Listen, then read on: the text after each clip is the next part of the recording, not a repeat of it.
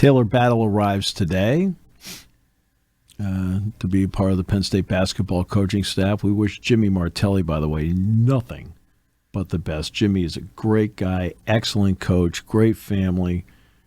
He's going to be missed, but I completely understand we're blood thicker than water, and he's going to go down. He's going to work with his brother, Phil Jr., as the new head coach at VCU. So enter Talor Battle, who joins the Penn State basketball staff and is here today.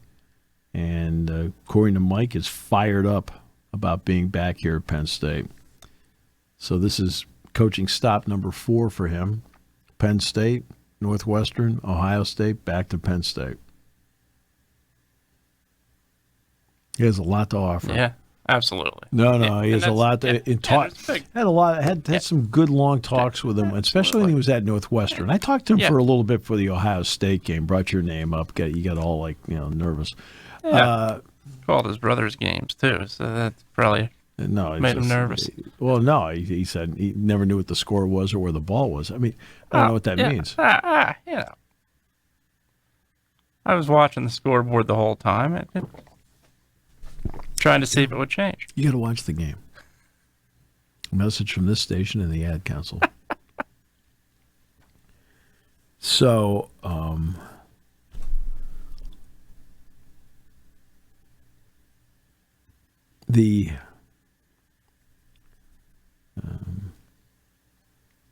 so getting him here to go with Joe Crispin, Brent Scott, Jamal Brunt, and Mike, that's a great combination. I'll say this: when Penn State walks out there with their coaching staff, there's over 4,200 points, over 4,200 points of Penn State scoring on that bench between Joe Crispin and Talor Battle. Your numbers 4 and 1 scorers in the history of the school. It's pretty good. And that's just a great addition. And having people on staff that have Penn State ties, you don't have to be a Penn Stater to be a Penn Stater. And I'll give you an example. James Franklin may not be a Penn State grad, but he's a Penn Stater. Mike Rhoades may not be a Penn State grad, but he's a Penn Stater. I mean, they deeply believe in the place. But it sure does help when you've got guys like Joe Crispin and Talor Battle around that have lived the program, had success in the program. I mean, Joe was part of a Sweet 16 team. Talor was a part of an NCAA tournament team and also an NIT championship team. And it tells you what the program can be. And as I said before, there's a big difference between selling the program and sharing the program.